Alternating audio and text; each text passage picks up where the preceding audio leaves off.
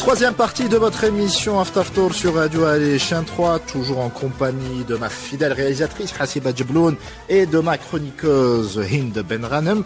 Nous avons toujours le plaisir de partager le plateau avec Madame Sarait Hamoud de l'incubateur Homework, Madame Soumia Mahtout qui vient de nous parler de son roman patriarcal. On s'intéresse tout de suite à Yasmine Gadouche qui est styliste. Elle est là pour nous parler de Makeba, Algérie. Yasmine, bonsoir. Bonsoir Araleda, merci pour l'invitation. Bonsoir Hind, bonsoir Sarah et Soumaya. Ah, c'était presque le grand chelem, mais c'était bien tenté. Alors Yasmine, est-ce que tu peux te présenter? Oui. Quel est ton parcours et qu'est-ce qui t'a amené justement à la création de Makeba?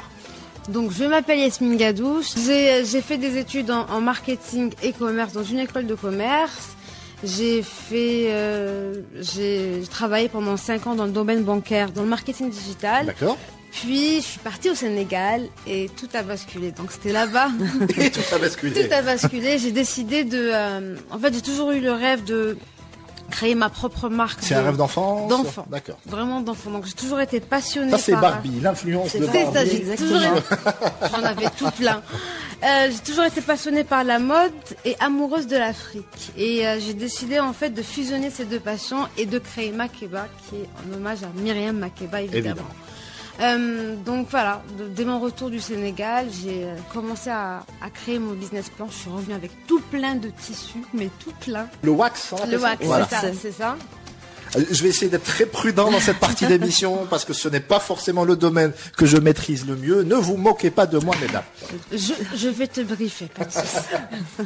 Donc voilà, donc il m'a fallu 1 année pour faire mon business plan. Donc j'ai pris mon temps, j'ai vraiment pris mon temps pour faire un bon business plan.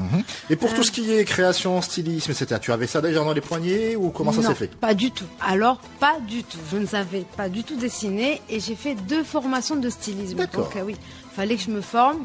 C'est bien d'avoir des rêves, mais il faut bien les concrétiser. Faut se donner les moyens. C'est ça, faut se donner les moyens de les concrétiser.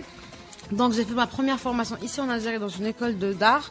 Première formation, le stylisme basique avec la main, avec le crayon. Et la deuxième formation, vu que j'ai réussi la première formation, c'est avec la tablette. Et évidemment, c'est hyper rapide. Donc je dessine mes modèles rapidement. Ce qui accélère justement la création de vos styles, exactement, de vos modèles. c'est ça. Bien. Très bien. Et pour l'autre partie, c'est-à-dire, j'allais dire artisanale, création pure, aiguille, fil et tissu, ça se fait comment? Je sous-traite j'ai mes couturières. Donc, non, mais la tradition donc vestimentaire de l'Afrique, ce sont des tissus imprimés, contrairement à la tradition algérienne où on l'a donc en fait. Alors là, il faut expliquer à nos auditeurs. Je suis sûr que je suis pas le seul à ne pas comprendre. Alors, c'est quoi cette différence entre tissu imprimé et le wax en lui-même, c'est un tissu, comme vous pouvez le constater. On va prendre une photo. Voilà, alors attends, on va même filmer ça et mettre ça en direction de nos auditeurs. D'ailleurs, ça fait de très belles choses. Donc, on peut constater ici, c'est du wax. Donc, c'est un tissu, comme elle a dit, imprimé. Donc, il y a énormément de couleurs. Bon, là, c'est pas très coloré, mais habituellement, c'est très, très coloré. Et c'est imprimé via quel procédé? Voilà, ça peut être de l'impression numérique, exactement, c'est du 100% coton. Voilà. D'accord. Le wax, c'est du 100% coton. Est-ce que je fais? Donc, je fais du prêt-à-porter. Et une sorte de collage. C'est ça. Donc, c'est des tenues modernes avec une touche africaine. Très bien. Donc, c'est pas forcément des robes ou des pantalons ou autre modèle qu'en wax, mais juste une petite touche africaine, comme on a pu le constater sur le bomber. C'est excellent, parce que quand on voit certaines déclarations où on oublie que l'Algérie fait partie de cet immense continent, c'est comme si on était... Alors, on dit les Africains, par exemple, alors que c'est d'un racisme extraordinaire et absolument décomplexé. C'est ça. Là, on oublie notre part aussi d'africanité. Et ça se manifeste aussi dans le port de la tenue traditionnelle, comme par exemple le pagne ou la tenue africaine. On le rencontre dans les administrations, sur les médias, à la maison, dans les souks, partout. La femme africaine est très fidèle à sa tenue traditionnelle, contrairement aux Algériennes.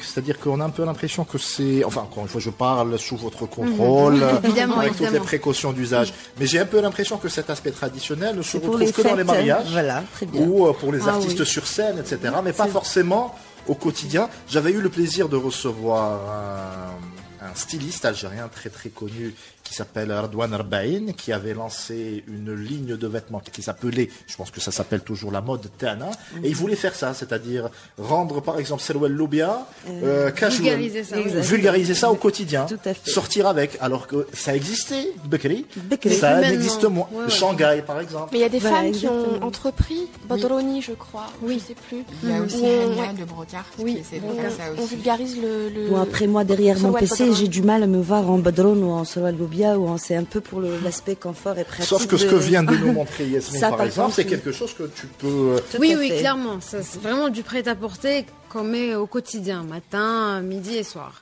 Très bien. Pour revenir à ce dont nous parlions avec Sarah, est-ce que tu as eu des soucis particuliers pour la création de ton entreprise en tant que femme dans ce pays? Pas du tout. Et tu sais, t'es pas le premier à me poser cette question, on me la pose très très souvent. Peut-être que c'est mon domaine d'activité qui fait que j'ai pas eu de soucis. Mais c'est ce que je disais en début d'émission, il y a deux choix possibles. Soit pour certaines, ça se passe super bien, pas de souci. Pour d'autres, c'est beaucoup moins rose. Bien au contraire. Je pense que tu avais un bon réseau déjà et t'étais bien entourée. Ça aide, hein, quand on démarre. Oui, je suis totalement d'accord avec toi, mais non, je suis partie au CNRC toute seule sans demander à X, Y, Z de me faire rentrer. Bon, ils ont beaucoup allégé leurs procédures aussi. Hein, j'ai lancé ça en 2020. Le registre de commerce, il y a quelques années, c'était vraiment le parcours du combattant. Franchement, je n'ai pas, côté administratif en tous les cas, je n'ai pas eu de soucis. Bon, effectivement, les impôts, on galère tous avec. Hein, on n'a pas forcément envie de faire la chaîne, mais on fait quand même la queue pour y aller. On est obligé, hein, c'est comme ça. Bon, quoique même maintenant, ils ont commencé quand même à digitaliser un petit peu tout ça, c'est ça. Donc non. Très bien. Je vais te poser la question qui est généralement taboue, mais moi je la pose quand même. C'est rentable? Tu arrives à gagner de l'argent pour l'instant? Maintenant, oui. Maintenant, je commence. Mais alors quand je dis gagner de l'argent, c'est-à-dire que l'entreprise reste à flot, que tu puisses payer tes différents collaborateurs, etc. Oui, clairement, oui. Maintenant. Je répète. Non, parce que tes produits sont quand même dédiés à un large public. Tu as personnalisé les vêtements de tous les jours, ce qu'on appelle donc les vêtements de tous les jours, avec des touches africaines. Voilà, donc c'est pour ça que ta large est un peu plus... J'ai créé, pas personnalisé. Oui, bien sûr, voilà. Excuse-moi, tu as créé... Bien à partir d'éléments traditionnels. Tout à fait, voilà. Tout à fait. Non, d'éléments modernes. Non, mais les motifs sur le wax et compagnie, ça existe depuis des millénaires au Sénégal. Oui, donc voilà. Clairement. C'était plus par rapport à ça. Très bien. Et comment est-ce que tu as réussi à créer, on dit un circuit? C'est-à-dire à partir du moment où elle dessine, à partir du moment où le modèle est là. C'est tout le circuit, tout le process. Là, je pose la question puisque tu es une grande spécialiste, Hind, de tout ce qui est logistique. Bah, écoute, je ne sais pas comment tu as structuré ton entreprise. Présidente du système notamment. Tout à fait. Depuis donc la création de l'identité, ton vêtement, le dessin, etc.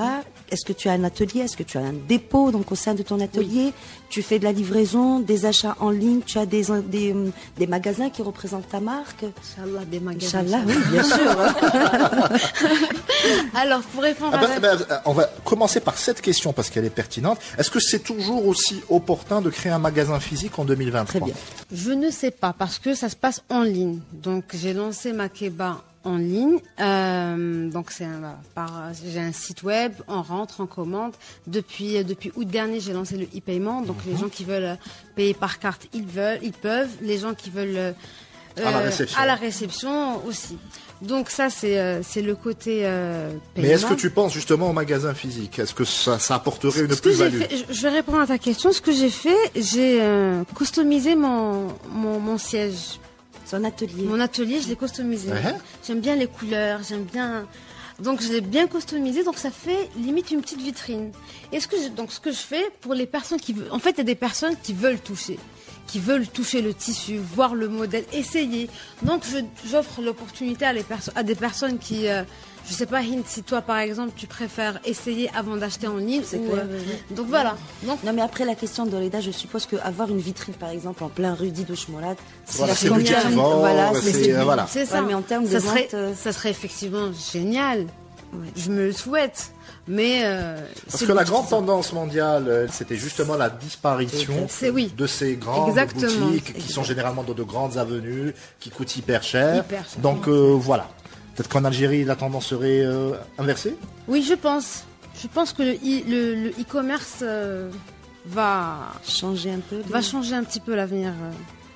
Voilà. Oui, il y a un essor en fait de l'e-commerce et en particulier chez les femmes, on les voit beaucoup présentes à la tête de petits commerces en ligne Et c'est super parce que nous aussi on les encourage, c'est-à-dire on n'encourage pas uniquement les femmes à aller vers les startups et l'innovation, mais aussi celles qui sont à la tête de small businesses, comme on les appelle, les petits commerces, à justement à plus se digitaliser, à se former en stratégie e-commerce pour être vraiment pour mieux vendre, pour s'exporter et c'est une bonne cible parce qu'elles sont très nombreuses, elles sont beaucoup plus nombreuses que les femmes dans la tech, donc c'est un bon marché aussi.